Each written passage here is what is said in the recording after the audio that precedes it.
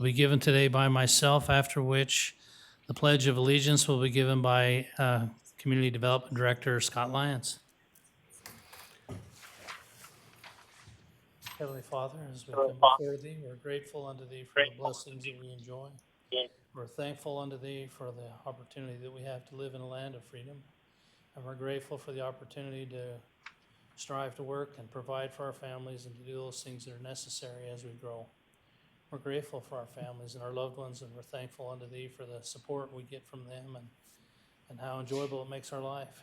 We're grateful unto Thee for those who serve in the county that help to make the work go forward, for our public service folks and the efforts that they put in to keep us safe and healthy.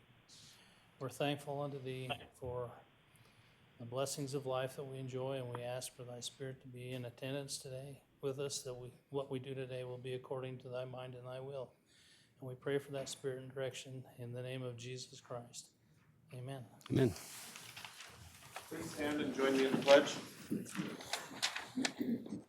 I pledge allegiance to the flag of the United States of America and to the republic for which it stands, one nation, under God, indivisible, with liberty and justice for all.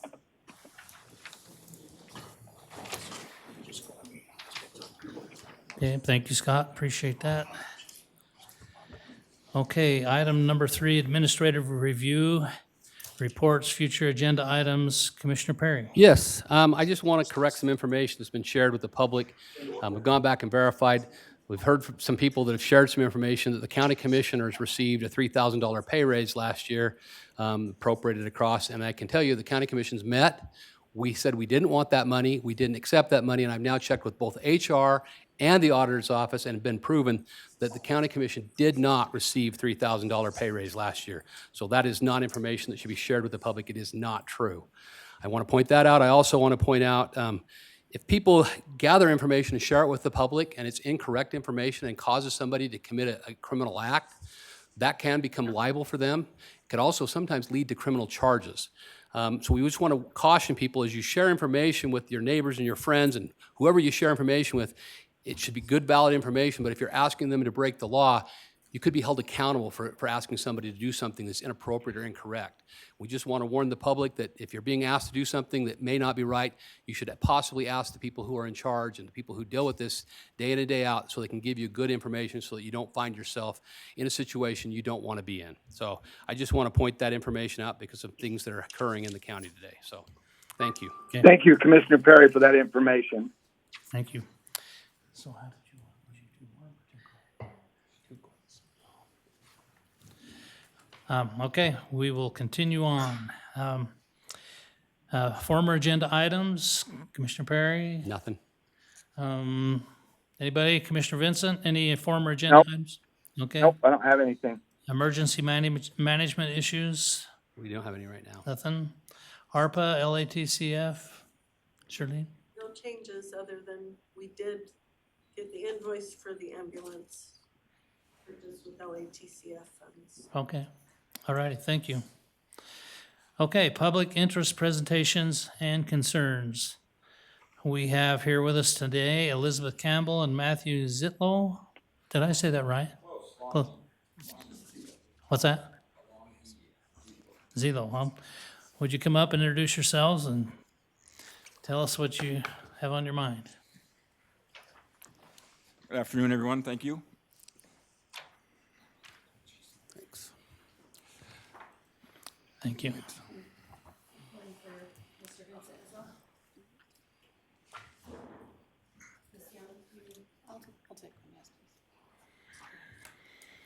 My name is Matthew Zitlow. I am the Director of Regulatory Affairs for Liberty Gold Company, and I'll be doing most of the presentation here. And I'm Elizabeth Campbell. I am the Community Relations Coordinator with Liberty Gold. So one first question. Yes. I like to ask questions. Where's Liberty Gold based out of? The parent company is in Vancouver, British Columbia, and then there's a Liberty Gold US, and our office is in Boise. In Boise. Okay, Our project is about an hour north of here, just about 20 minutes north of Snowville. I pass it often. Perfect. Got a fabulous couple of photos or visuals here that'll show exactly where that's at, so. Just briefly, and I know we have a fairly narrow window here, I got about a dozen slides, so I'll go through them at a pretty steady clip.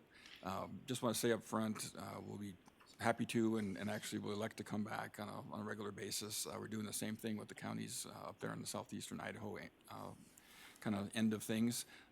But ultimately, when this project gets legs and gets moving, there's going to be 300 to 400 people, full-time employees. And the last time it was operating under a different company named Pegasus, it did draw employees from down as far as Tremont and Snowville area.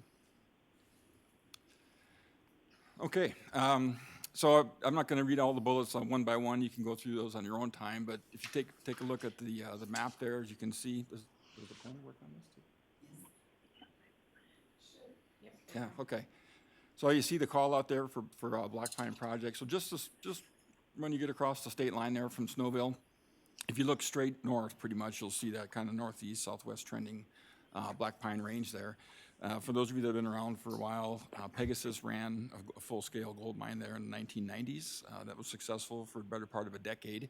Ultimately, the parent company for them went bankrupt, and then that site was actually reclaimed and closed. And it's been sitting idle for the most part since then. You see a few items on here. I'll just call out a couple of those. You can see the physical location pretty well. The project area itself is actually a split estate. You've got both Forest Service lands and BLM lands. There's also some private lands mixed in with that. We say it's not a greenfield project, meaning it's not a new disturbance. It's literally right on top of the existing disturbance that's still remaining there from the gold project that Pegasus ran in the 1990s.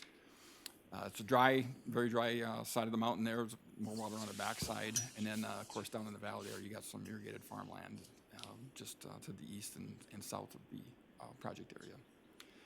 Just real quick on here, this gets asked almost all the time, and it is pretty interesting for most folks. There's been mining activity there since the late 1880s. Early on, a lot of lead and silver. The gold signature didn't really show up until World War II timeframe.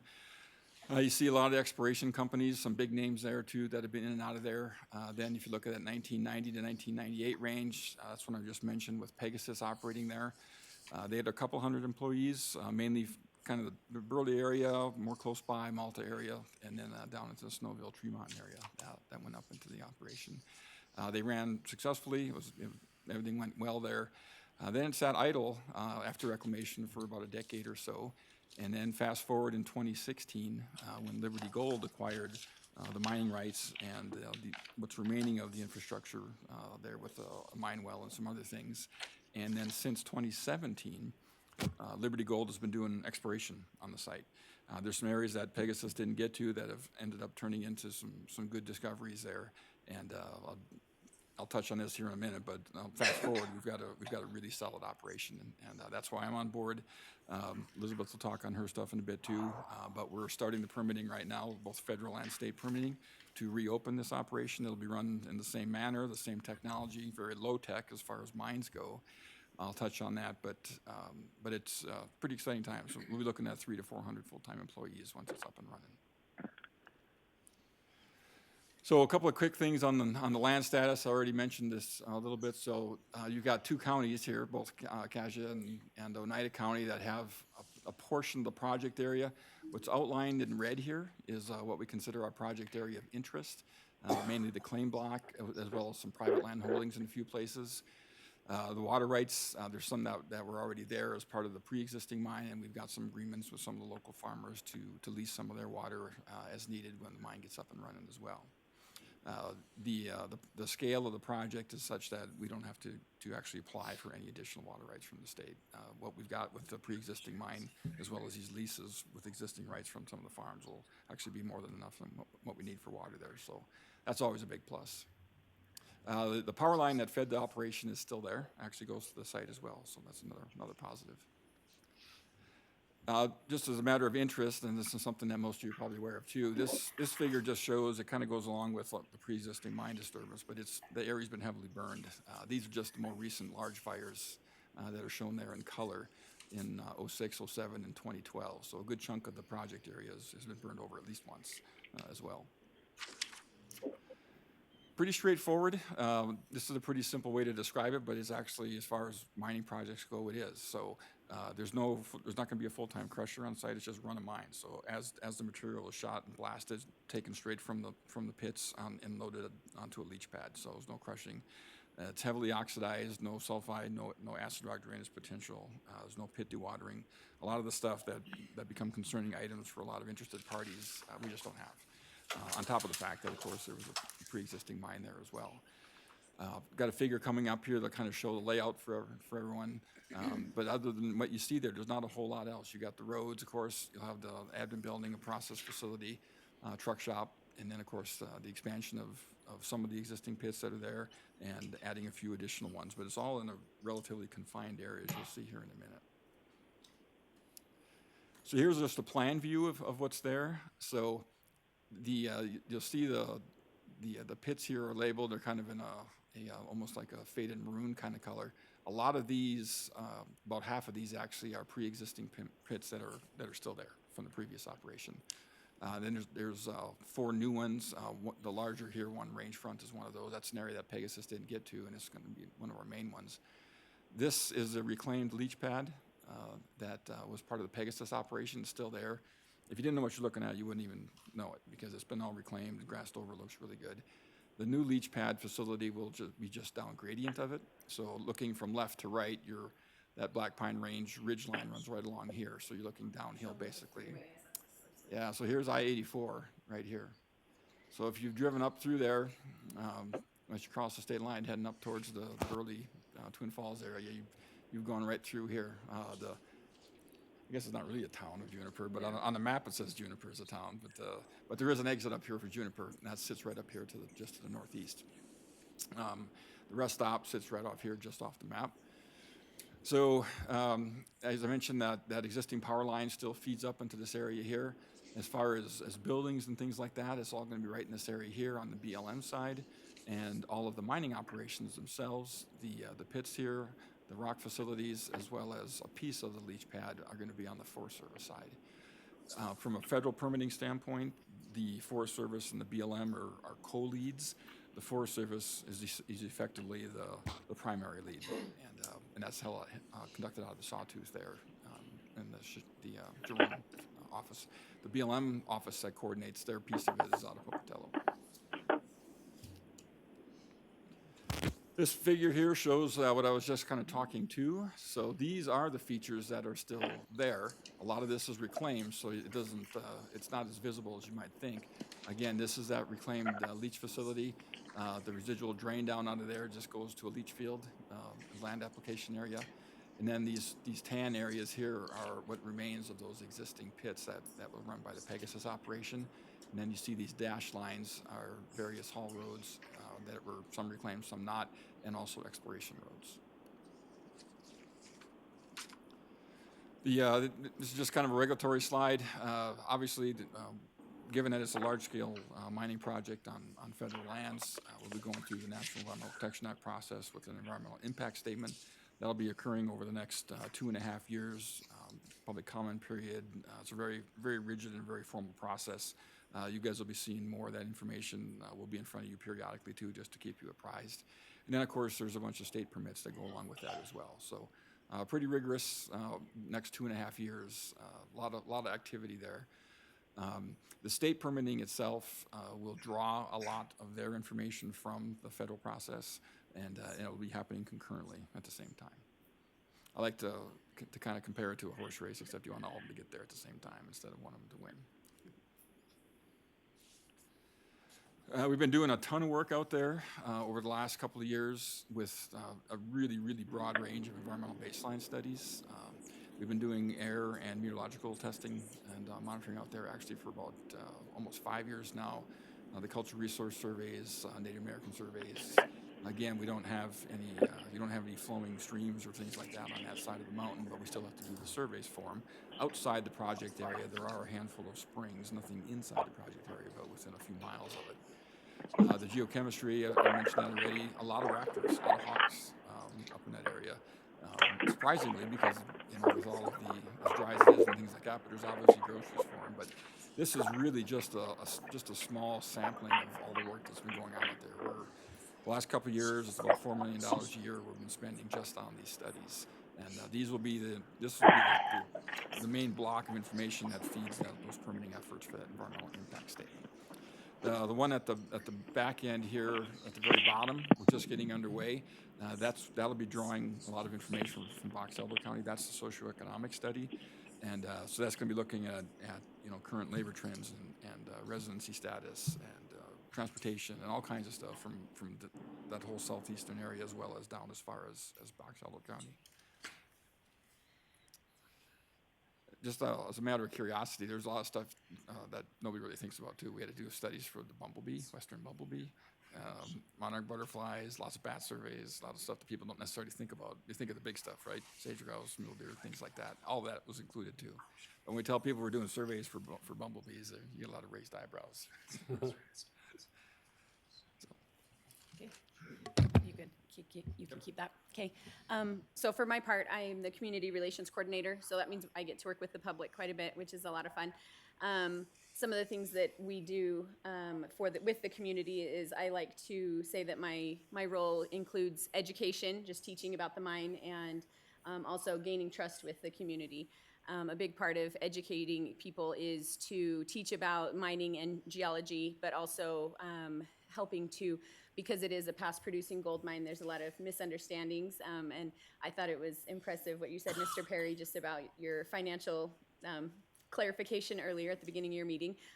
People, you know, one person says something and then someone else says it, and then, you know, before you know it, you have a completely different story. And so just where this is a past producing gold mine, people have misunderstandings about things. And so one of my roles is to help clear up misunderstandings about Pegasus and the situation that was there in the mid 1990s. And so, so that's one of the things that I help with is just clearing up the story that was there from when Pegasus was running the mine. Also, we're just doing community outreach things. We have all sorts of things.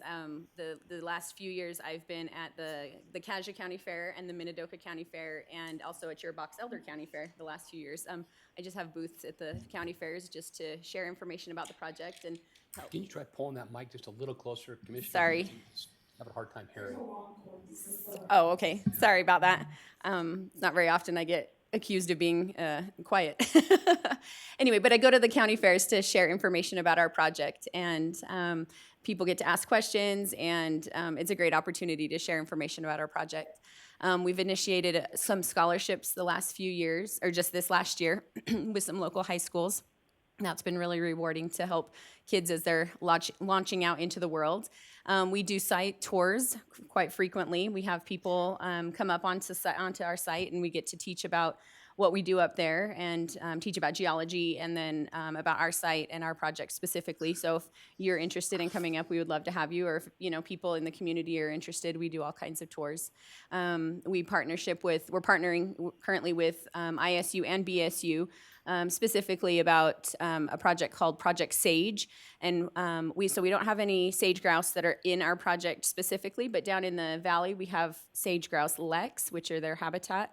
And our project won't necessarily disturb any of their leks, but there will be some disturbance as trucks go by and things like that. So we're working on sage grouse mitigation for their habitat in other locations. And so we're working with some students to help them build habitat mitigation plans and things like that. And it's actually been a really amazing program so far with these students. They're building thesis and graduate programs and all sorts of things. It's really been interesting so far. Anyway, yeah, but we're working also with some Native American tribes. Matt's been in communication with them. And the closest Native American tribe that we've been in contact with is the Shoshone-Bannock in Pocatello. But there's so far not a ton of interest with them, from them. But we're working with them. Let's see, what else have we worked with so far? So our project is 100% in Cassia County, but all of the roads leading to the project are in Oneida County, ironically. And we are only 3 miles from the Utah border, so we want to engage with Box Elder County as well. And when we do open for full operations, we're going to be needing, like Matt said, between 300 and 400 employees. And so we'll be needing lots of help. And so we figure we need to engage with all the counties around us. And so we'll be looking mainly in the Tremont and Burley areas. And so we want the word to get out early because we'll probably be starting the hiring process in the next year and a half or so. And so we want people to be eager. And I actually have a list at my home that is people that I cannot wait to call and say, hey, I've got a job for you. Go to this website or send me your resume or here's this QR code. So we've got lots of people that are anxious to come and work at our mine, and that's a really exciting thing to bring that these opportunities to northern Utah and southern Idaho. Okay, I got a question. Yes. On the map here, you talk about Tallman tailings, historic Tallman tailings, Tallman pit, and over here it talks about drain down piping. Do you have heavy metals and ponds there? The Tallman tailings date back to the 50s is when that was mined, and there was a small footprint of those residual tailings that when Pegasus was there, they actually covered and reclaimed all of that.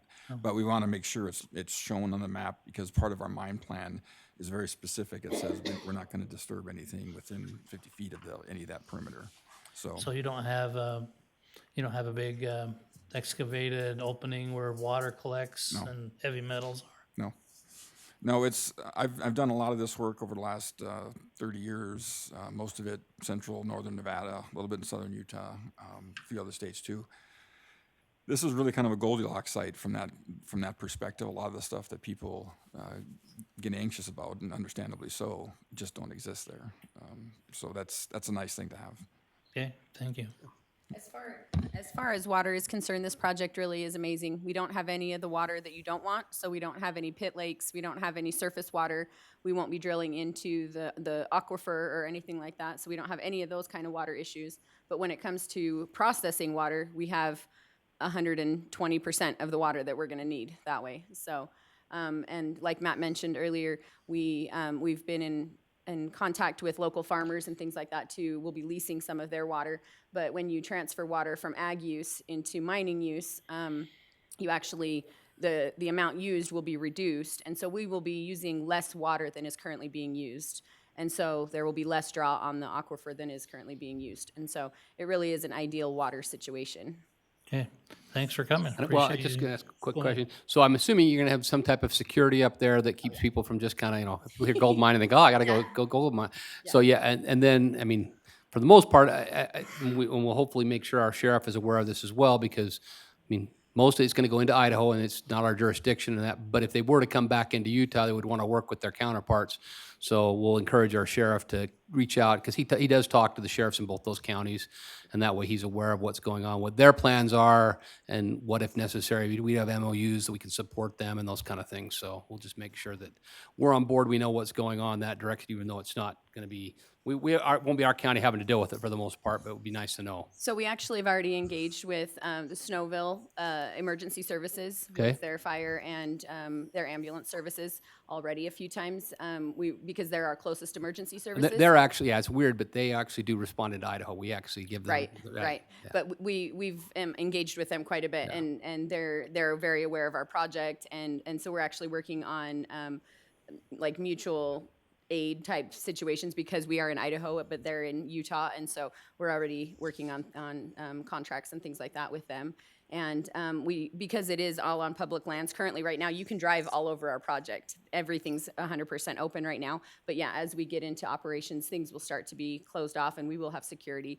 But as things get to be a little bit more serious, we will be engaging more with law enforcement and security, and we'll have trainings and things like that in place. Okay, thank you. Okay. Yes. Any more questions? Okay. Commissioner Vincent, do you have any questions? Okay. Well, I've read into this. The problem of it is, when you were doing the presentation, I was just getting bits and pieces. But from what I've heard, it sounds good to me. And just like Commissioner Perry said about making sure that our sheriff's aware of what's going on, and then our fire folks out there to help if there's any issues. So. Okay, thank you for coming. You'll be seeing us on a pretty regular basis. And, Okay, and sounds good. we look forward to it. Thank you Thank for your you. time. Here's my card. If you guys Oh, have any thank you. questions or concerns, Okay, feel free to share my information with anyone. Okay, thank Great. you.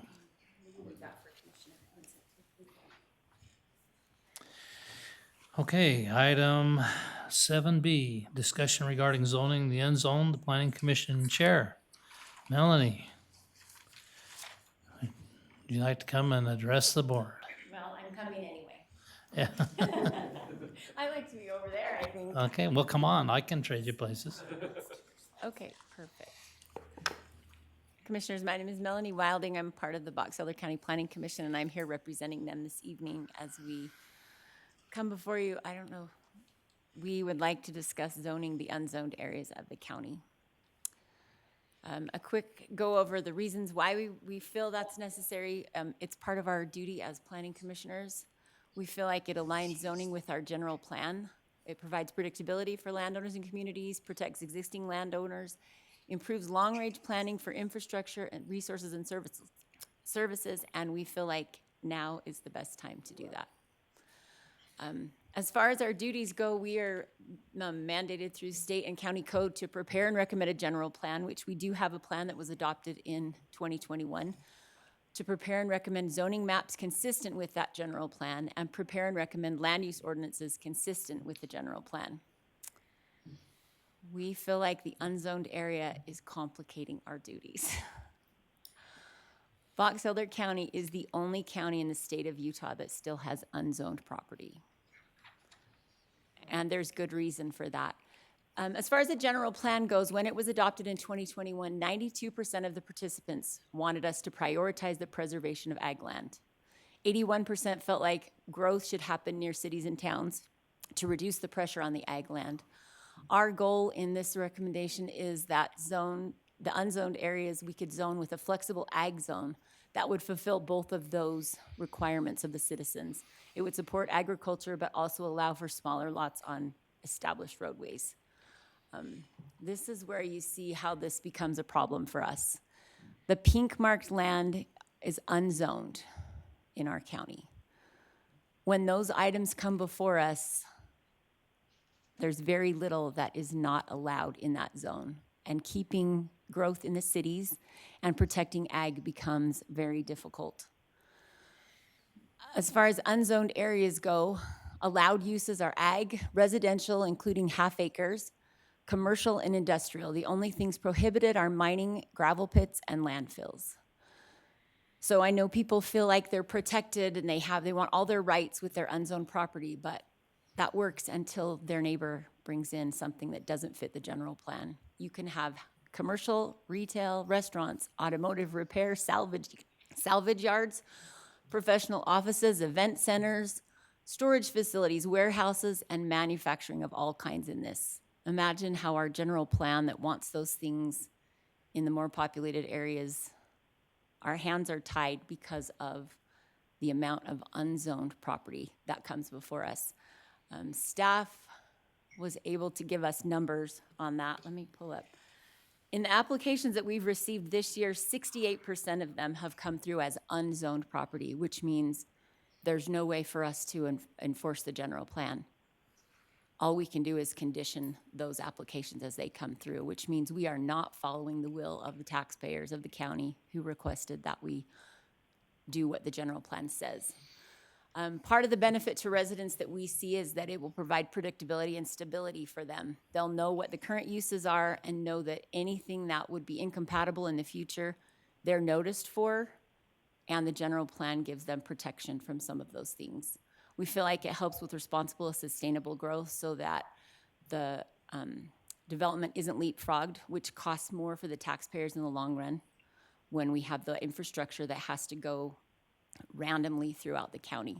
So we feel like it will help relieve a financial burden for the citizens as well. We believe that there's no better time than now. We know it's a big jump, we understand that, but we feel like the citizens today and tomorrow will be grateful that we take this step. We know it's a significant undertaking, and for that reason, we wanted to not begin without your support. So we are requesting as a Box Elder County Planning Commission your direction and support to begin the process of zoning the unzoned areas of the county. And that is all we have tonight. So if you have any questions, there's 5 other members of the commission here that could answer those for you. We know this is a big ask, we really do, but you can see that with 68% of our applications coming in unzoned, there's no way to follow the general plan. We just Are you proposing a certain type of zoning for that, Well, that would be up to, we think that the Ag Heritage Zone is probably our best option. right? Most of the uses that are already happening there would fit in that zone currently, but it would also protect those ag areas going forward when someone comes in and wants half-acre lots. There's nothing we can do as a planning commission to say, wow, that doesn't fit the general plan, doesn't matter on unzoned land. It goes through because of the unzoned. And we're the only county with that because it complicates following the general plan. So everyone else has gotten rid of it. It's a big ask, we know, but. So why is it a problem? I mean, people want to keep it unzoned so that they can, in parentheses, do whatever they want to do. Yeah, so people get scared of zoning, but they are scared of it until they come into our public hearing and say, we don't want this here, but because it's unzoned, there's nothing we can do. They'll say it doesn't follow the general plan, but because it's unzoned, we have no way to follow the general plan. So it does make citizens very frustrated, it makes us very frustrated, and we have a beautiful general plan that we put money and time and citizen involvement in that we can't follow because of the amount of unzoned land in our county. So, I mean, the idea behind unzoned is great until your neighbor does something you don't want him to do. And that's what happens. she- They come in very upset, not realizing that what they thought was so great isn't great when it's a manufacturing plant going in next door. So say that we support your suggestion and zone it into the Ag Heritage Zone. Does that mean it has to stay that way forever? Nope. What would be the process if somebody wanted to do something different? Anytime someone wants to make a change, and all of their adjoining neighbors would be notified, there would be a public hearing held, and they could request any zone they wanted. But it allows us the teeth to follow the general plan, and it allows their neighbors to be noticed that there's going to be a change in use there. So you mentioned something about it costing the taxpayers. What does it cost the taxpayers? Well, when you put subdivisions out in the middle of a whole bunch of ag land where plows have to go out, where we have roads to maintain out there, instead of where they're closer to other facilities, it costs us money. Invariably, the bridges are narrower and the roads are narrower and there's no water infrastructure, no There's all sewer kinds of, infrastructure. they will run those, but then someone has to maintain them. They'll put the roads in, but then the county is in charge of maintaining those. And a lot of times plowing them when they're a long ways from their regular routes. Okay, thank you. Do you have any more questions? No, thanks. Thanks, appreciate that. Okay, Auditor's Office 8A, Charlene.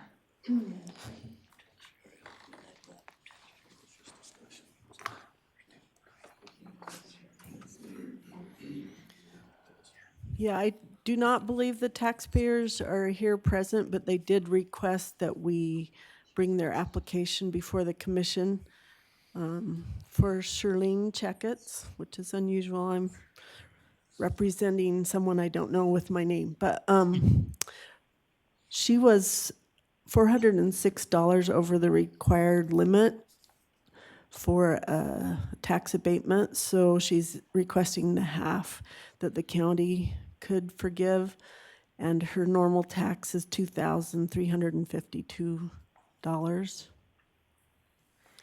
Do you have any questions on that? So, that tax abatement, there's guidelines that directs that. Correct.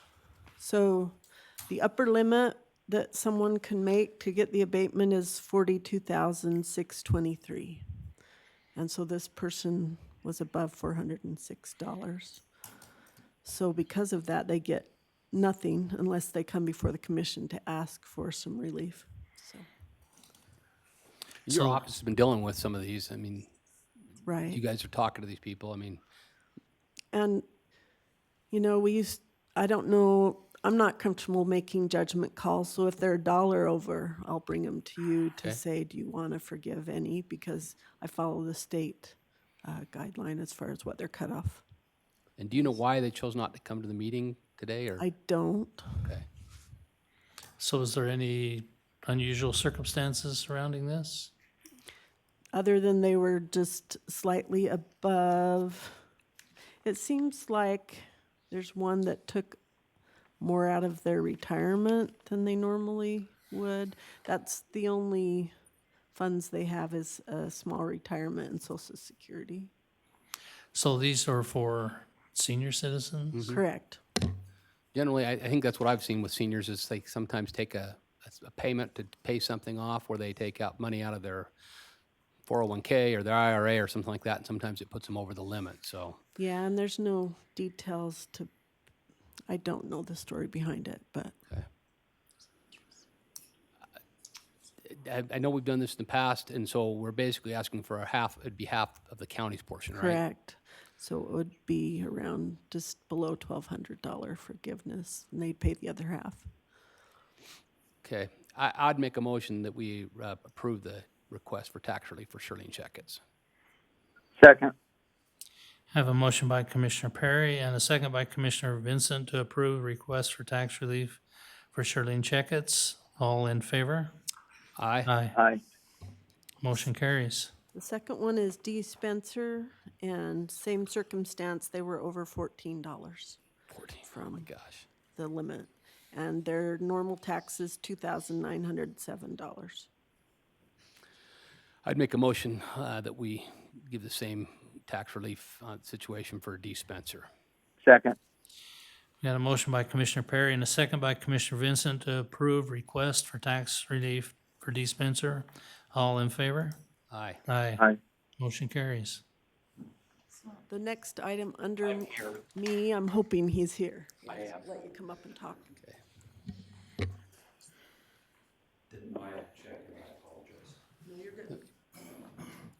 Just need to put that mic close to your mouth and tell us your name so that Commissioner Vincent can know who's talking to Easy. him. Ben Olson. I'm a disabled veteran. I have 2 parcels of land that are put together. Because I'm a disabled veteran, I'm supposed to get the tax-free benefit, but because of titles, deeds, or whatever, I get half of it. I'm trying to get through the planning to go and get a clean deed or something like that, but I was told to appeal, so I'm here appealing. So you have 2 parcels of land That are connected that together. are connected, and you're in the are you in the process of trying to merge those 2 into one parcel at this point, or what? I bought them thinking I was buying one piece of land. Okay, And Oh. then it's been a couple years, I've just been like, whatever, but finance is what they are and everything else. It's gotten stupid, so, and I live off the disabled check. So Right. We're there. Okay. So I'm trying to figure out how to merge them, and I've been told to go to a title company, get a deed and submit it. And then to appeal the second taxes for the second parcel. okay. Where are where are these parcels located at? How big are Garland, they? Utah.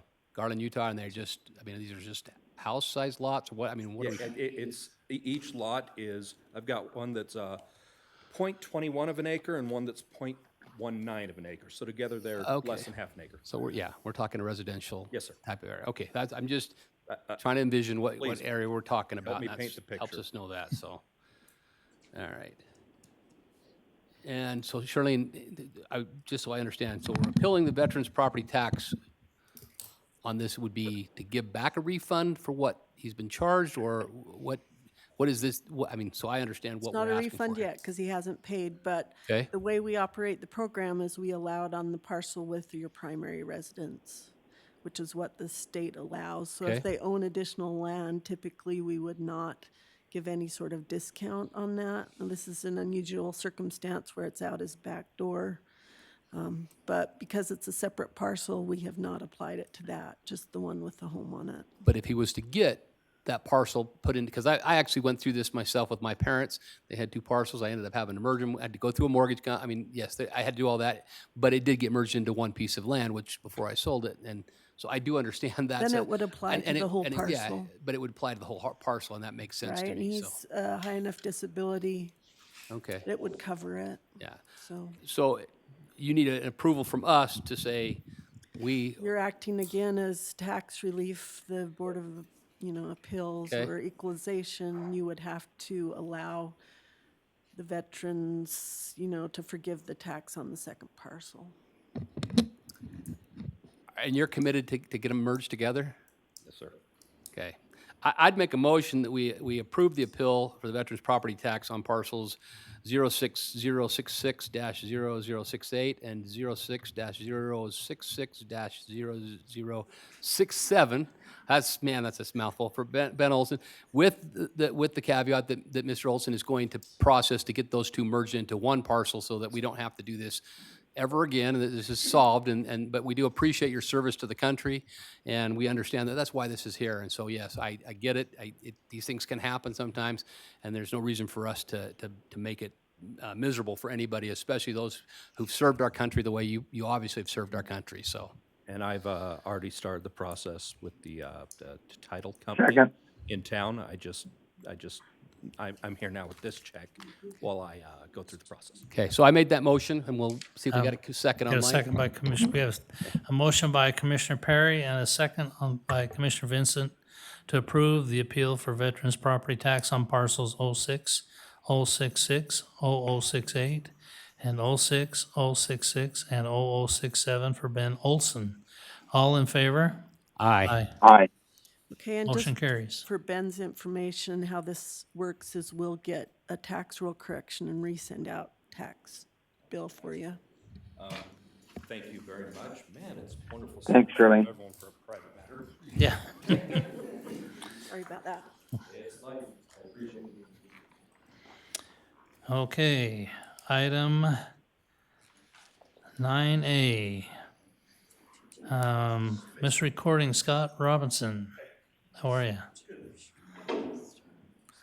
Make sure that microphone's right close to you. So I'm Scott Robinson. I purchased a really small piece of property just west of I-15 out in Tremonton with a tax sale. So that was parcel 055401111, and retained the services of Surveyor Clint Hansen to go out there and mark it. So about the size of two vehicles could park on this little piece of property. So through that process, he discovered that the surveys leading up to that sale of that parcel were incorrect. There was some mistakes that were made. Originally, there was the Warburton subdivision that was out there, and when that was originally subdivided, they subdivided with the understanding that the canal, the Bear River Canal, it's right on the canal. The Bear River Canal had 50 feet, and it was actually 100 feet. So they resurveyed the subdivision, they updated all the legal descriptions. That little piece of property that I purchased, the legal description was not updated. So it appears that that property is owned by the canal company. I spoke with Trevor with the canal company. He confirmed that he thought that they owned it. He sent over their book and their information, and it appears that way. I spoke with Jessica Smith in the recorder's office, and she could see the issue, and she didn't believe it would have been caught without the surveyor bringing it to the attention. She said she spoke with Chad Montgomery, who recommended I contact Sean Thornley in the treasurer's office. I contacted Sean, and he recommended I bring it to you guys. So it appears that this parcel is owned by someone else. It's not an actual parcel. Who'd you buy it from? The county. The county. The county, tax oh, sale. okay. Yeah. I don't go to the tax sales, sorry. Well, I was really excited, but Yeah. it appears that it's, So what you're saying is you want a refund since you didn't buy anything that was actually valid? yes, sir. How much are we talking? $3,024 is what I'm out of pocket, but yeah, $3,000. $2,800 is what I paid for on the tax sale. I paid the back taxes, which, and then the fees on, with the website, the total is $3,024. You have any insight to this, Steve? Yes, I looked into this. I spoke to Chad, can confirm what Mr. Robinson's saying, that it wouldn't have been discovered absent the survey. The piece of property is not even there. I asked Chad what he'd recommend, and his recommendation would be that the amount of money be refunded because it was something the county didn't know about, and we sold a piece of property that wasn't there. Bummer, you can't buy a piece of property that's not there. So with that, I'll make a motion that we refund the tax sale purchase for parcel 050540111, since it apparently doesn't exist or isn't supposed to have been sold. So I'd make that motion. Second. We have a motion by Commissioner Perry and a second by Commissioner Vincent to refund a tax sale purchase for parcel 05054-0111 to Scott Robinson. All in favor? Aye. Motion carries. So, Charlene, how do we go about doing this? Since how we've already been through the mud, let's figure out how we're gonna get to the end of the road. Hi. As I went and sat down, I said, oh, I should have stayed up. The difficulty lies in that right after the tax sale, we forward the monies from the tax sale to the previous owner to unclaimed properties with the state. So we don't have the $2,800 anymore, so we would have to come up with the money to give him because we no longer have it in our possession. Can we approach the state? I'll try to call unclaimed properties. I'm not sure what their process is. Yeah, we But should- that's what we'd have to do. Well, if we take the minutes from this meeting, what we did, and with information from Mr. Robinson, I think we can contact the state treasurer and work with his office with that unclaimed property to get that money refunded back, because it obviously didn't go to the right person. I mean, that person is not existent. Yeah, if you want to refund the fees as well, that's a private auction company that collects the fees. We never see them, so. But we It'd can't be get out of that back. pocket. But yes, I would want to make sure we refund that total Okay. amount, so. So, Mr. Robinson, so you're gonna give us a little bit of time to work through this, Oh, or? absolutely. It's not breaking my bank, it's not breaking your bank, so I appreciate the work you're doing and there, and Um, I'll work with you however you need me to work with you. So, Charlene, are you gonna take the lead on this? Yeah, we're either, I don't know if Sean's still here. He's the one that sends the money off to unclaimed properties. Oh. So between treasurer's office and myself, we'll make sure we follow up on it. Okay, Thank you. Thank you very much. Thank you, Mr. Robinson. I'm sorry that the county did that to you. I'm sure it was unintentional.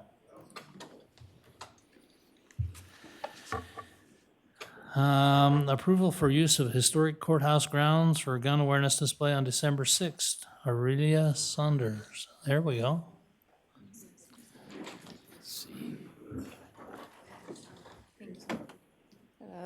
You can go ahead and pull that thing as close to you as you need. Okay. The microphone. I done sent in the files for kind of the idea of what the display will be. But, so the hope is to be able to put together this display and hold a vigil at the same time, but we want to put flags on that will be, each flag will represent a school shooting since 2020. At the moment, the count is currently 405. So there would be, they're kind of like the yard flags that you use to mark your utility lines and such, type of flags that would be placed. And then there would be yard signs.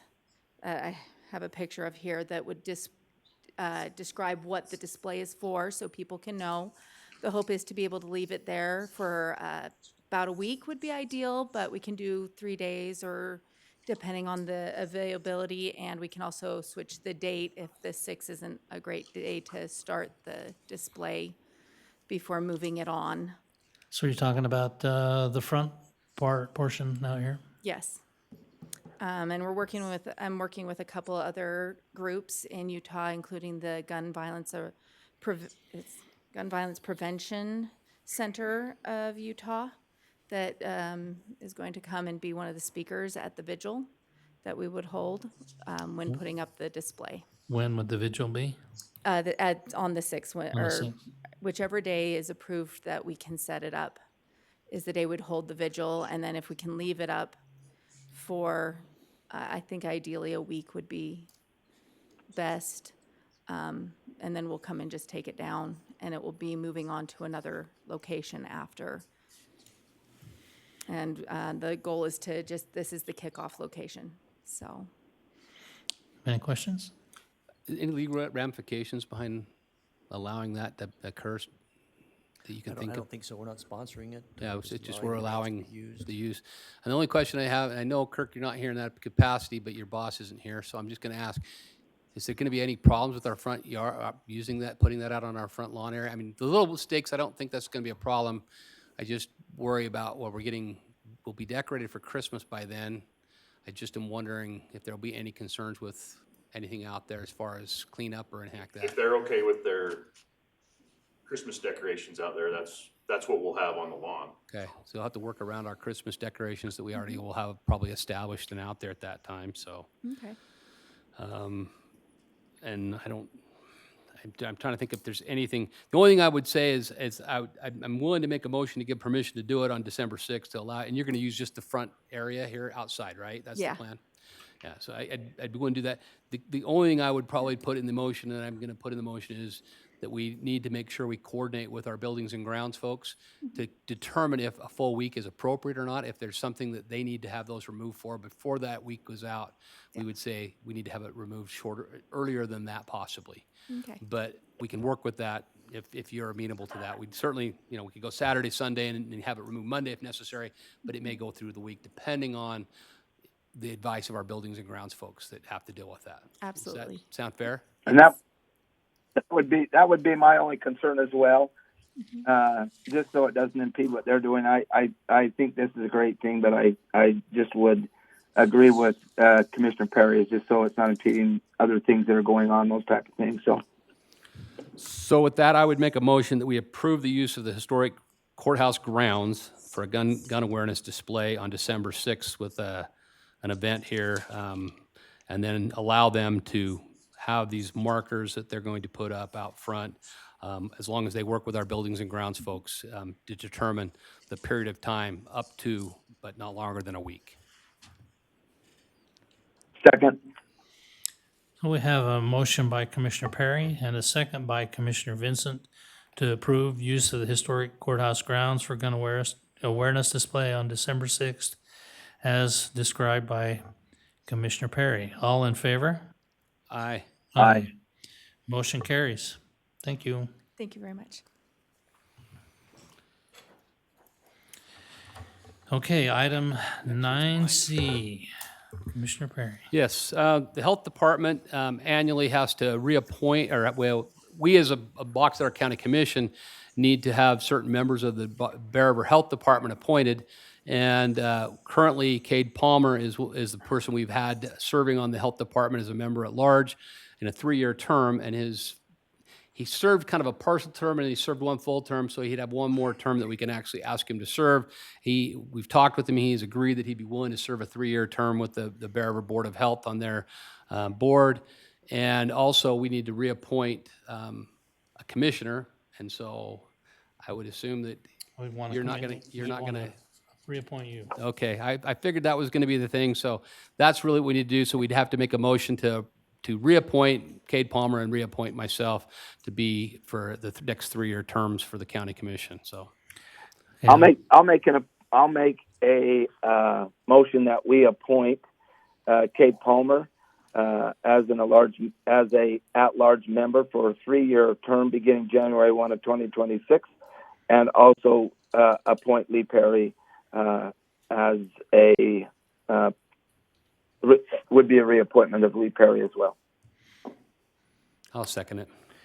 We have a motion by Commissioner Vincent and a second by Commissioner Perry to appoint Cade Palmer as an at-large member for a 3-year term beginning January 1st for the Board of Health, and also Commissioner Perry to represent the Box Elder County Commissioners on the Bear River Board of Health. All in favor? Aye. Aye. Motion carries. Thank you. Okay, Dottie Jensen. Come up and take the seat. Thank you. Okay, I am here in behalf of people from Park Valley. My daughter lives out there. Okay. Anyways, the first part of October, this Hayden Pence was riding with Della Ranches, and he got seriously injured, broke his face, both eye sockets. They don't know if he's going to be still blind in one eye. He had emergency room in Burley, then he's been down in Ogden. He spent more than a week down there, several surgeries, wasn't able to go home. They have put together, everybody out there have put together a fundraiser, a team branding. People have been donating items for an auction and everything. We're on the schedule for the fairgrounds, and we have everything donated, and we'll go straight to the family because they have no insurance. And we would just like to ask for a fee waiver for that. On the agenda, do you have one the of the things when we do this and we allow people to use our fairgrounds, just one of the things that we ask is they clean up. Oh, for so, sure. and I mean especially these type of things, we're sad to hear what's happened, and no, I think this is a great thing to support. And the other thing we need to require is we have to have insurance for your group. And Okay. Correct. Shanna and Ike Thomas, they're down in Arizona right this Okay. minute, so I haven't been able to talk to them. She said that she has got that lined And up. as long as you have insurance and can show that to Jan and the fairgrounds so that they Yeah. know that we have insurance, then. Because I we- knew that. Yep. Yeah. And if that's the Yeah, case, just sure we're covered. yep, I would make the motion that we allow for this one event for the Pence Family Fundraiser, to waive the fees for the use of the indoor arena. And what day is Second. this on? It's the next Friday, the 14th. November 14th? Okay. Mm-hmm. Okay, so on November 14th, that we waive the fee waiver for the indoor arena for the Yeah, use November of the Pence 14th. Family Fundraiser. Okay. Second. Okay, we have a motion by Commissioner Perry and a second by Commissioner Vincent to approve the request for a fee waiver for the indoor arena at the fairgrounds for the Pence Family Fundraiser on November 14th. All in favor? Aye. Aye. Thank you, Donnie.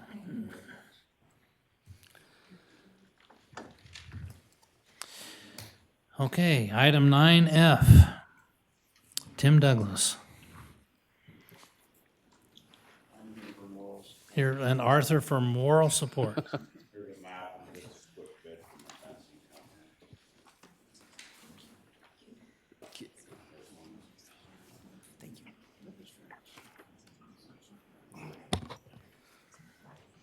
All right, so this Foss Valley Road was only ever a road to commute to that Christensen farm ground ranch house up there. Even up until the 1970s, it was a windy road that was not maintained and gates had to be open and shut to commute through the valley. Cattle guards were installed from the Thatcher side all the way to the Howell side to eliminate the need for the gates, and that was provided by Box Elder County. Box Elder County fenced and installed huge culverts for cows to go under the road in certain sections. Throughout the years and the growth, now Northrop Grumman, the land owners have worked with Box Elder County to change the road, straighten and eliminate corners up until the late 90s. It had signs at each end stating that travel at your own risk with open range signs. And maintenance was minimal. Box Elder County in the past has helped with cost labor to help the fencing against Northrop property as well as the top of the pass to other landowners. This section is the last of the Foss Valley Road that is currently open range, but with faster cars, drivers don't slow down as they don't understand cattle are hard to see in the nighttime. We're concerned about the safety of the drivers as we believe it's just a matter of time before someone is killed from hitting a cow. We have fought the idea of a fence for years as fences are expensive, maintenance in that area from several cars running off the road, and the deep snow causes lots of maintenance for us. To eliminate the high maintenance, we know the fence will need to be moved farther than the current 66 feet right-of-way the county currently has, thus giving up more ground. Building this fence has no benefit to us as it really messes up our grazing, as there isn't that many grazing acres on the south side of that road. I've talked with Northrop and they acknowledge that the road was developed for them and are open to sit down with myself and Box Elder County. The safety of their employees is the number one concern.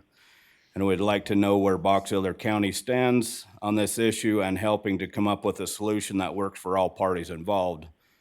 The last few cows that have been hit, we constantly fight with the insurance companies on the open range, and would also like to know where Box Elder County stands on this. By building this fence, it would save the county money over time by eliminating cattle guards that take a beating from the increased and heavier and the heavier traffic.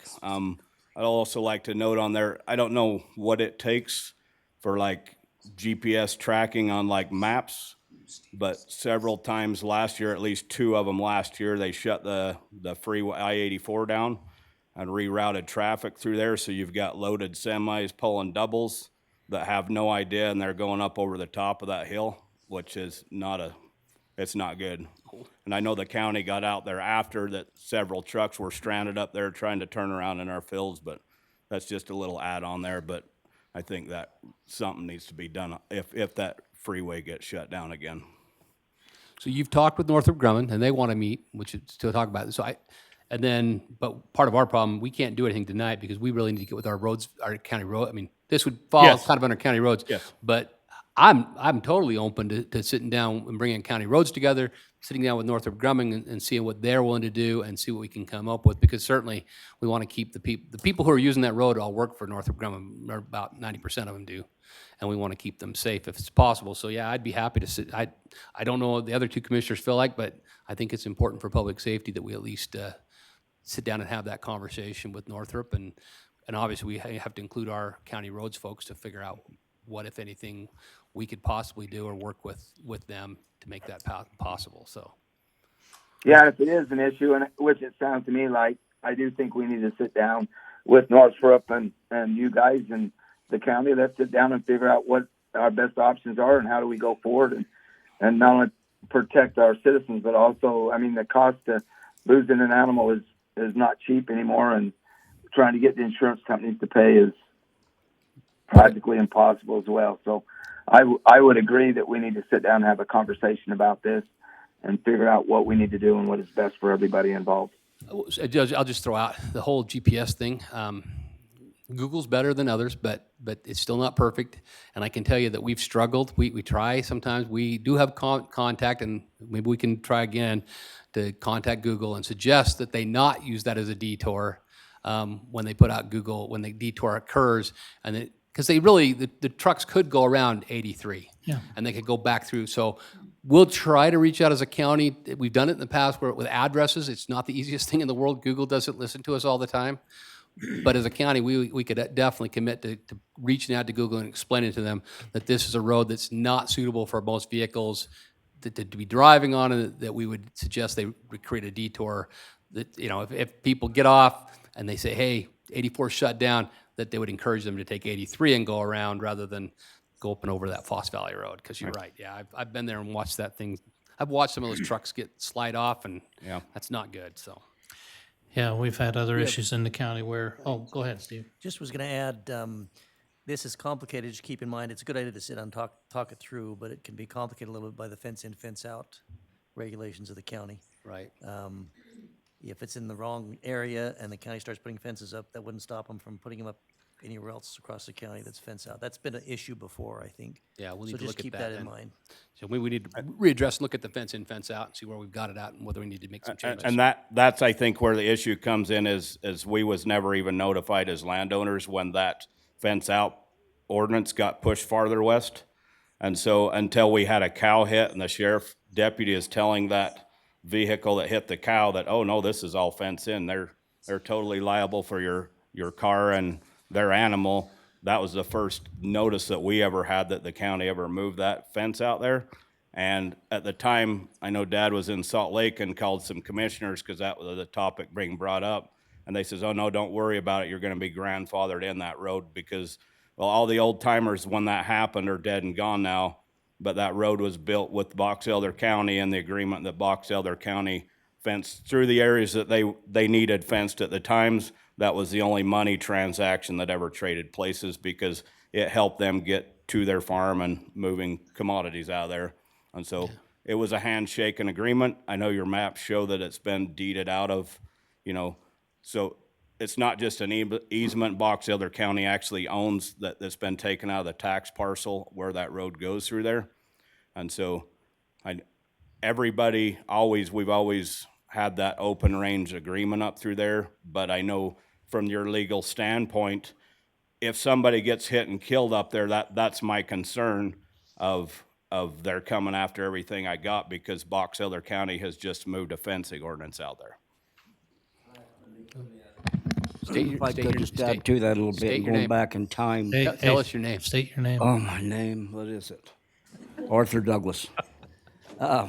Going back in time, way back when my brother-in-law, Steve Holmgren, is county commissioner, and they appointed me to be the chairman of a pension committee. Okay, and we went through, we had long meetings, and then after Steve died, they appointed Royal Norman to oversee that meeting, or that committee.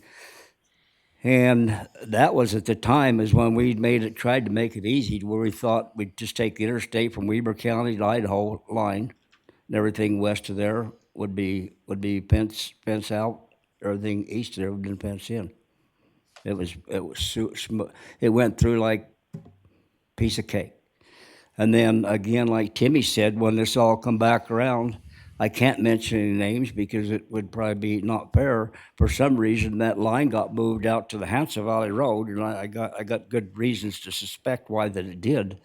But to me, respectfully, that's asinine. When we have that good freeway right there, the cattle started at Bothwell on all the way through Palmatoria and Howell, and we probably got 2,000-3,000 head of cattle out there in our valley, and so it's really made it hard for us. And I think over the years since we've owned that place, we probably had about 15 cows hit and a horse.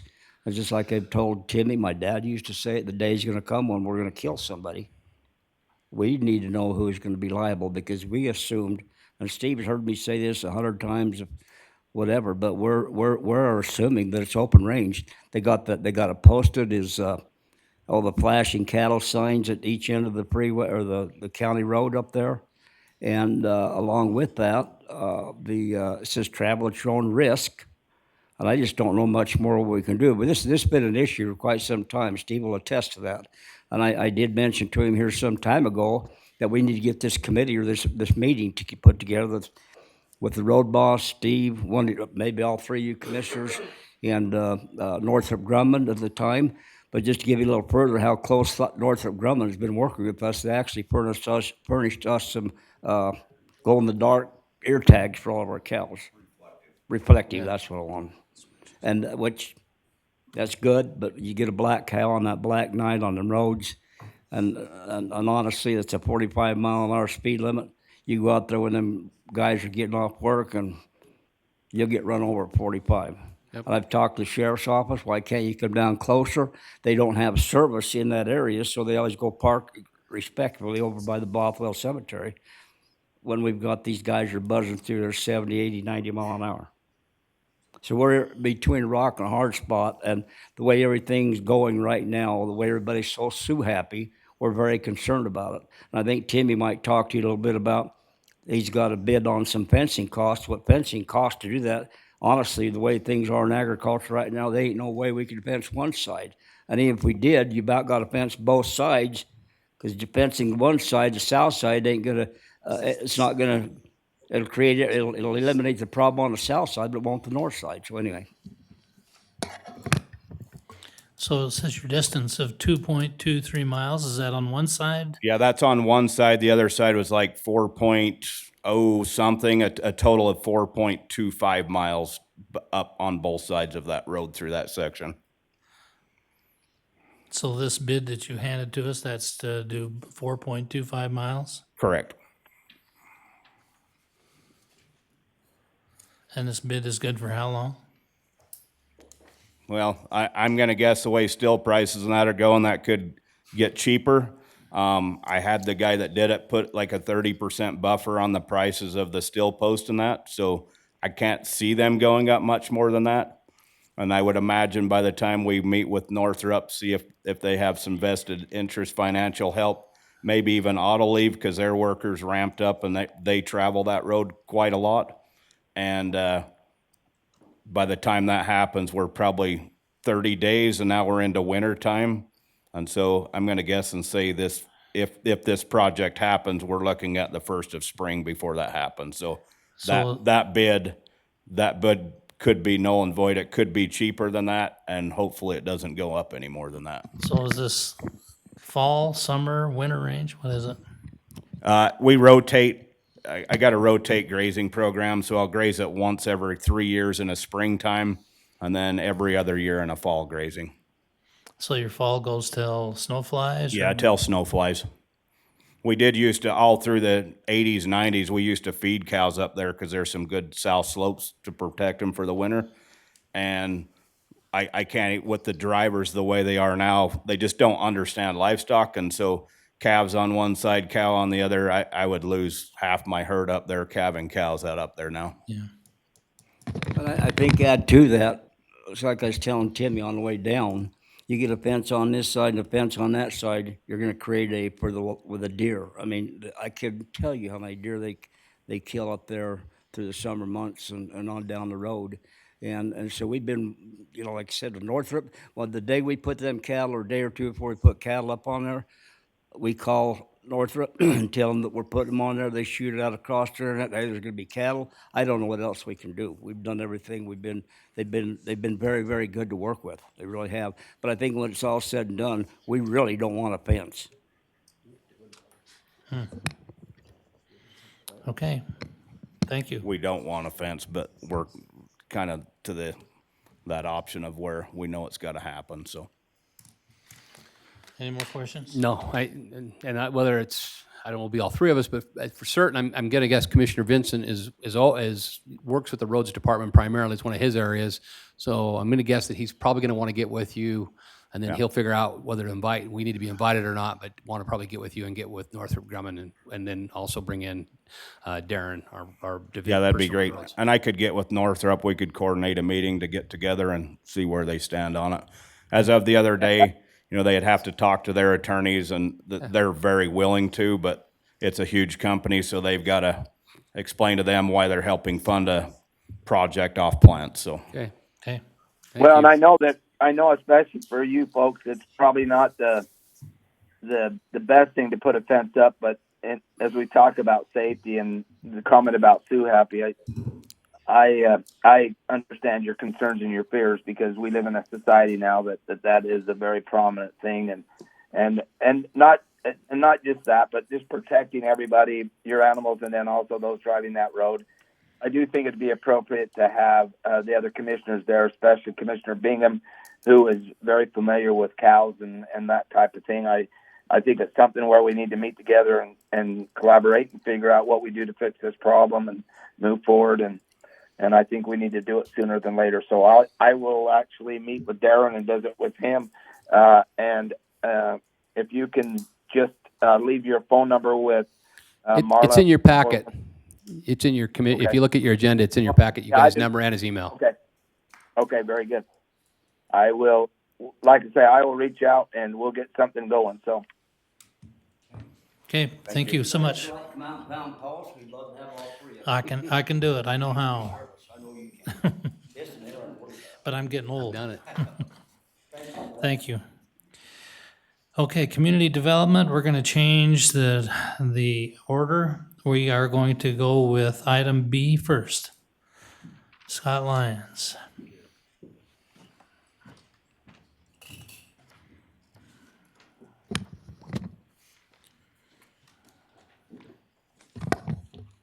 All right.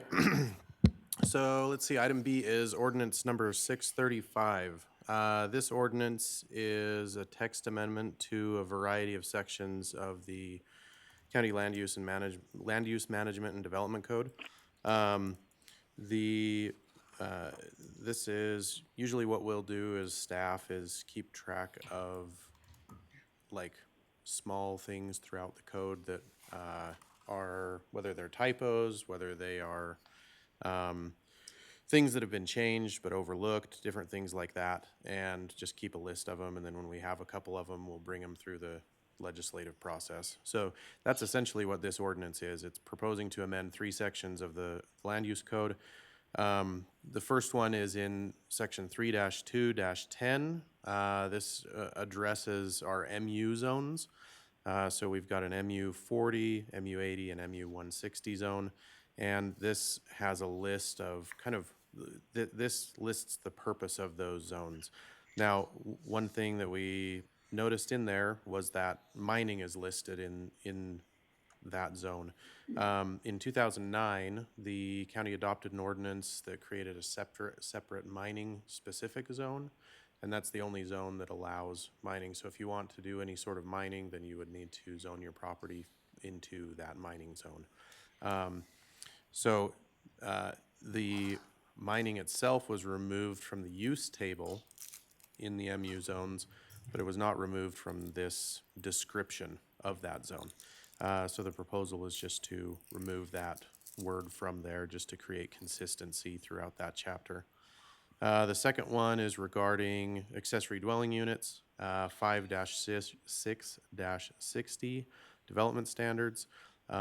So this was one that had already been changed in a different portion of that chapter from the Planning Commission to the zoning administrator. So accessory dwelling units, we have a very clear set of standards that must be met in order to qualify for one of those. 10 years ago, when the code was adopted, they would go to the Planning Commission, and the Planning Commission would say, does it check all the boxes? Great, go ahead and do it. Because of that thorough set of standards, to streamline the process, if the people meet those standards, there was no sense in making them wait for the once-a-month meeting for the Planning Commission to say, go ahead and do it. We modified it to be just a zoning administrator action. They can come into our department, show that they check all the boxes, and go ahead and apply for a building permit. Wasn't that according to the legislative action? So the legislature did last year or the year before with regard to internal accessory dwelling units, but external, so detached from the main home, if that one, the legislature did not mandate that. They left that up to counties. But we felt if you're meeting the standards, there was no sense to wait to go through the meeting. And again, this was a cleanup.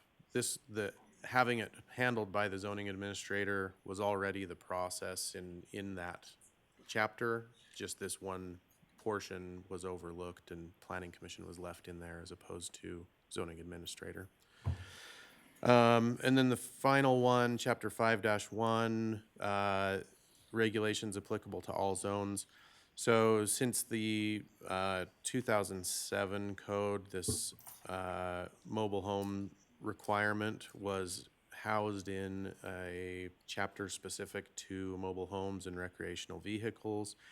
That chapter was amended this last year, and this portion, when that chapter took a significant overhaul, when that chapter was overhauled, this portion of it was left out. We felt it was a pretty key piece that was implemented, my understanding for good reason, in 2007, basically is addressing mobile homes, and that they, as it says, as defined in Chapter 1-3, shall not be used in any place within the established boundaries of unincorporated Box Elder County at any time for living quarters except in zoning districts that allow them or in existing designated and permitted mobile home parks. So just clarifies where mobile homes are allowed in the county. My understanding when that came into place previously was there was mobile homes being brought in and used in backyards and being left and being abandoned and blighted and different things like that. So this says if it's allowed in the zone and it's put in properly with a building permit, or if it's within a permitted mobile home park, then it's fine. But you're not just bringing it into your backyard and putting a mobile home there and then letting it rot, essentially. So. Okay, that's all under ordinance 635. 635, correct. So this, going back, this one went to the Planning Commission at their October meeting, October 16th. Public hearing was held. The Planning Commission, following the public hearing, forwarded a recommendation of approval. They found that it met the approval standards for a text amendment, and based on those findings, forwarded a recommendation of approval to the County Commission. Okay, I'd make a motion that we approve ordinance 635 land use code text amendments. Second. we have a motion by Commissioner Perry and a second by Commissioner Vincent to approve ordinance number 635 land use code text amendments. All in favor? Aye. Aye. All right, so our next item, C, would be ordinance 636. This is the East Garland Community Zoning. This project started in 2024, really, as far as the history of it goes. Some residents, a zone change was requested in the East Garland area. A group of residents attended a county commission meeting and requested that that decision be held off until the community could get together and address a community plan or zoning. And the commission agreed, tabled that zoning proposal. Those community members went to work. Ultimately, there was some disagreement within those community members, and they ended up back at the county commission. The county commission instructed staff, so my department, to assist the community through that process. We held a kickoff meeting in January of this year, and basically invited all the residents of East Garland to come to that, discussed the lack of zoning regulations in the area. So as Melanie, our chair, explained earlier, a lot of people aren't even, in fact, I had someone an hour ago come to our office and was not aware that his property was unzoned. Oftentimes people aren't even aware until something happens, next door to them, and then they come in and want to have some sort of input on it, only to find that because it's unzoned, they don't actually have a say.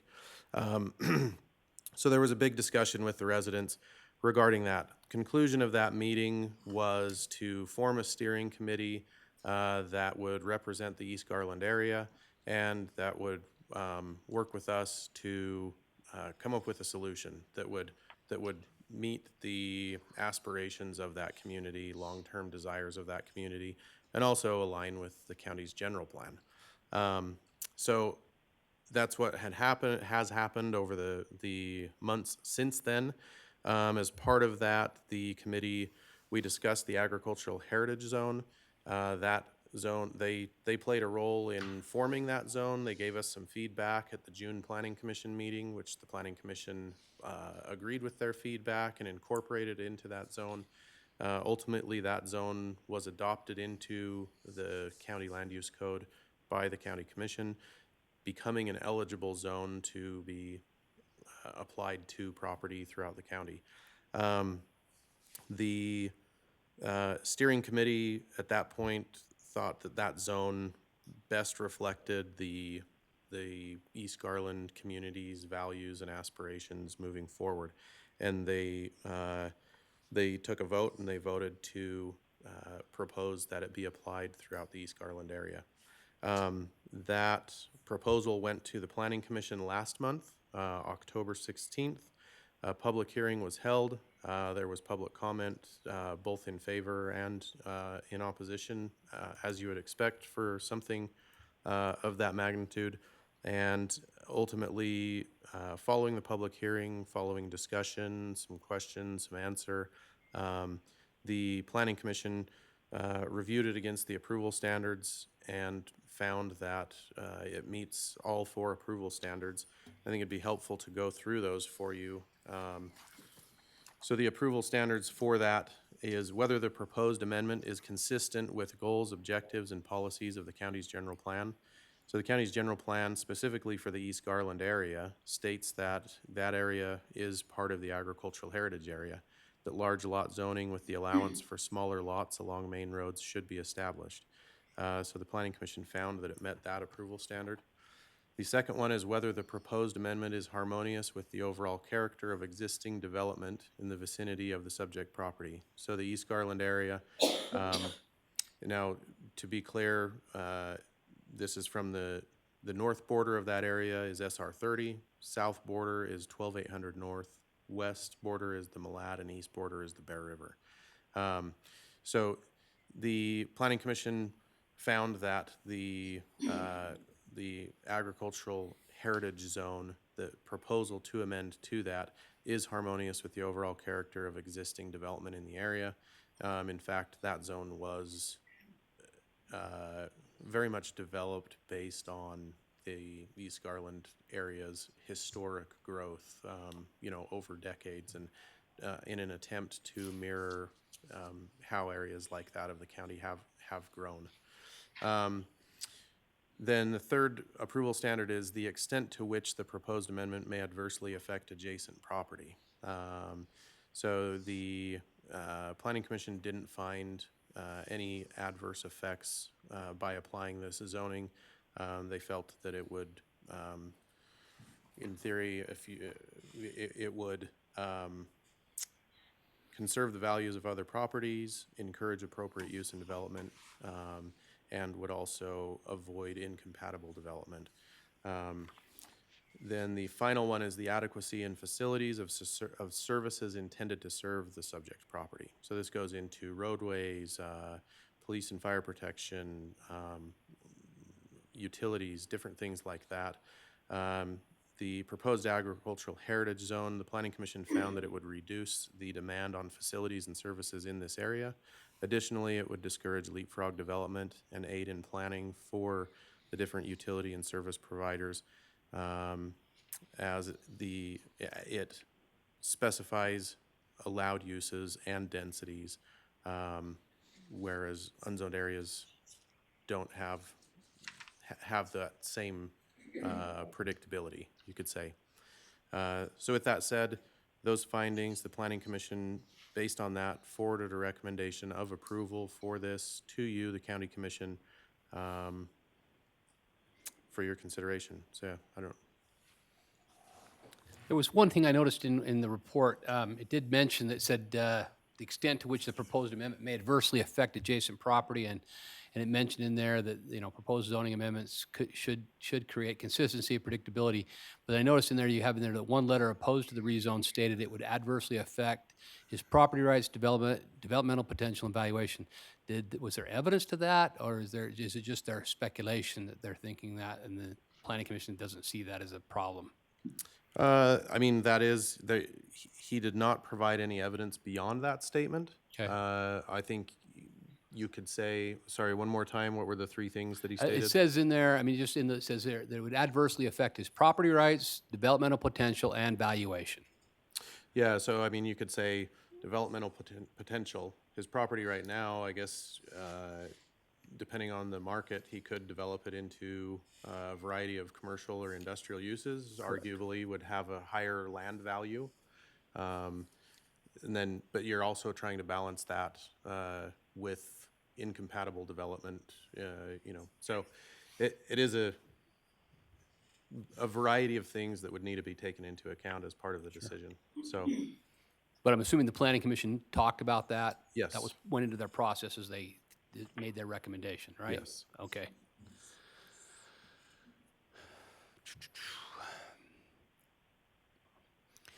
And if we approve this 636 ordinance, any of those people that are put into this ag heritage zone still have the ability to request a rezone. Would that not be the case at that point? That is the case, yeah. So as Melanie stated earlier, any landowner at any time is allowed, they have the right to ask for a rezone. So they can submit an application, they can provide any information or evidence that they feel these same approval standards that I just went through, those 4 approval standards, those are reviewed at the time of any zoning application. So those same 4 standards would be reviewed. Adjacent property owners would be notified so that they can provide any applicable feedback or evidence of whether it should be supported or not But supported. if property was not zoned, can you consider those 4 things that you mentioned? If I walk in and my property's not zoned, can you consider those 4 things when I come and say I want to build a factory on my 20 acres? No. Okay, that's what I wanted to clarify. Yeah. All right. Any more questions? You guys you're cutting out. I can't hear you real well, but my only thing is I've heard just bits and pieces of what Commissioner Perry talked about, but what you talked about, Commissioner Bingham, in the beginning, This is consistent with the general plan I believe it was adopted in 2021. But it, just like you said, Commissioner Bingham, they do have an option that if they want to remove their property out of this, they can. Correct, Scott? They can go through the legislative process just as any landowner can. Okay. Well, and I think that as long as they can do that, I think that's important. So. Yeah, I should be clear, Tyler, or Commissioner Vincent, should be more formal there. If they request that, it's not guaranteed. If they request that, it would go against those 4 approval standards and a public hearing. That, like I said, it would go through the full legislative process, and at that point, it would be determined if it's eligible for the change in zoning or not. Well, I know that this has been a very sensitive issue. I know that there's been a lot of things out there in East Garland that's been really hard for everybody, and so my heart goes out to them and the struggles that went on. And I just think this consistency with our general plan is important. So with that, I would make a motion that we adopt ordinance 636. Second. We have a motion by Commissioner Perry and a second by Commissioner Vincent to approve ordinance 636, East Garland Community Zoning. All in favor? Aye. Motion carries. Okay, item 10A, Scott. Yeah, so this is ordinance 634. The only reason I had to bump this one down was as far as an application timing bit with one of the applicants in this with regard to what was going on in the East Garland area. So with regard to this application is, this ordinance, I should say, 634, is amending the Box Elder County zoning map by zoning 4,684.13 acres located in various parts of the county from unzoned to the agricultural heritage zone. So one of the things that the County Commission discussed several months ago was the possibility of having an open window for applications to the agricultural heritage zone, and an anonymous donor covering the cost of that application fee. So that was opened up. We attended the fair and had a booth out there for discussion. Now, the majority of the people in this, or all of the people in this likely, did end up applying for this because they're also interested in applying an agricultural protection area to their property. We've already received several applications. The clerk's office has already received several applications for ag protection areas from these same applicants. So with that said, these landowners covering this acreage, they applied for that change from unzoned to the agricultural heritage area. This went to the Planning Commission at their October 16th meeting as well. A public hearing was held, and as you can imagine, this was all support from in the public hearing. The Planning Commission reviewed those same standards of approval, being that it's a zone change application, found that those standards were met, and based on that, forwarded a recommendation of approval to you, the County Commission. Okay, thank you, Scott. Any other questions? Nope. I'd make a motion that we adopt ordinance 634, the request for unzoned to agriculture heritage zone is explained. Second. We have a motion by Commissioner Perry and a second by Commissioner Vincent to approve ordinance 634, request from unzoned to agricultural heritage zone. All in favor? Aye. Aye. Motion carries. Thank you. Thanks, Scott. Okay, item 11A, Jenica, HR. Okay, I am here because the Benefits Committee has determined that we need to change dental insurance for next year.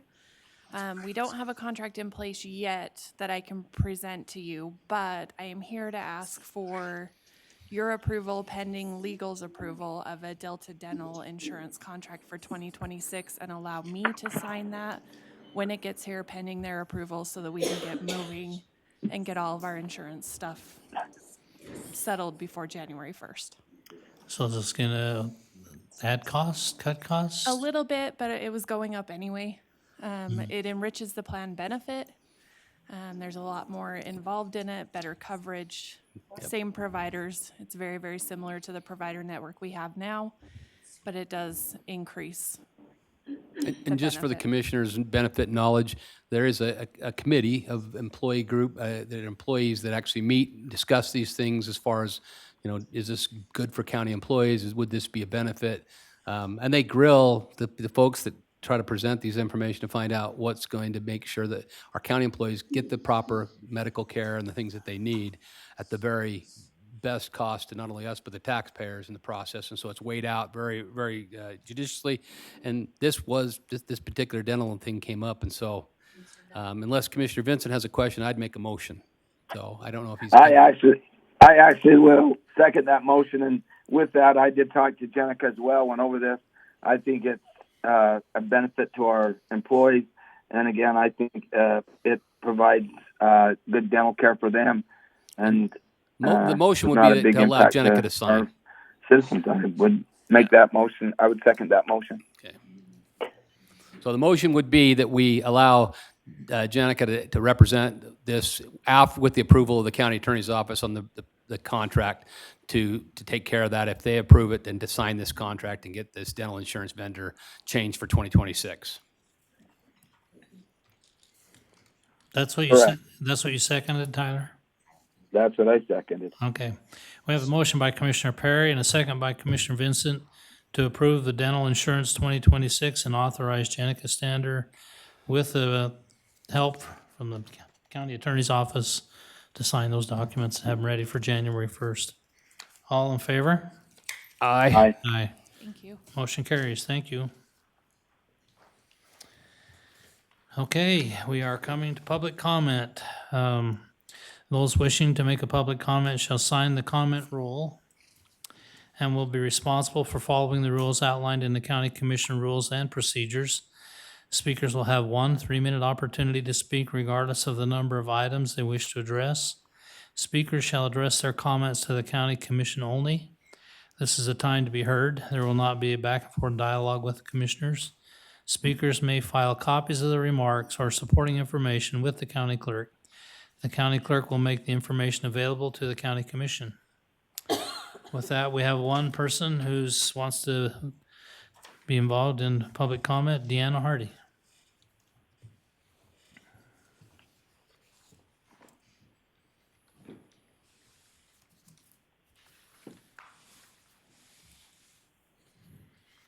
Okay, Deanna Hardy Brigham. Is there liberty and justice for all? Samuel Adams stated, "What liberty can there be where property is taken without consent? Our representatives are taking our property without consent and violating their oath of office. Every citizen in Box Elder County has a right to defend their property by not complying with the unlawful tax increases. Government was established to protect our rights, not take them away. Our present commissioners, as well as past commissioners, have used the power of their position to enrich county elected representatives by granting large salary increases on the backs of the poor, those on fixed incomes, and who are struggling. The attached paper shows the amount of salary increases for elected representatives within the last 15 years, 2010, 2025. County commissioners received $24,813 each. Assessor, auditor, clerk, recorder, treasurer each received $44,205. County attorney, $64,821. Judge, $58,329. Sheriff, $60,520. Did your constituents receive wage increases like their elected representatives? Again, therefore, the recent tax increases by both Box Elder County and the Box Elder School District without the consent of the governed violated the Utah State Constitution and must not be honored by elected officials in Box Elder County, State of Utah. Therefore, it is the right of the people to not submit the 12.54% tax increase for Box Elder County and the 37% tax increase for Box Elder School District. Therefore, we expect our representatives to remove the property tax that has been immorally implemented without the consent of the people, so that they may remain in compliance with their oath of office and duty to their constituents. This amounts to clear taxation without representation, in this case, direct violation of the consent of the people.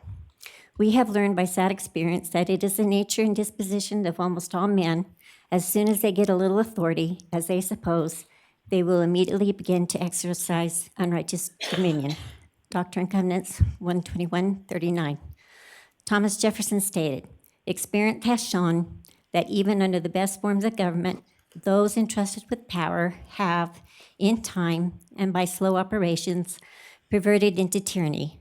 We have tyranny today, and it must be stopped." And I did find the document, Commissioner Perry, that I received at a county commission meeting that did show that you received a $3,000 increase. And I presented it to you on October 8th. And we opposed it, and you guys did not make any correction about it. So go back and look at your notes. It's there. Thank you. Okay, thank you. That's the last public comment. We've got the warrant register. Any personnel actions, volunteer form, cell phone allowance, we're done? You just need to sign this. Yeah. Closed session? No closed session, so I will entertain. You need to sign that for then we'll entertain a motion. Then we'll do the motion, okay. Let's sign those first, so we'll get it done. Do you have, one we did already is good, right? Okay.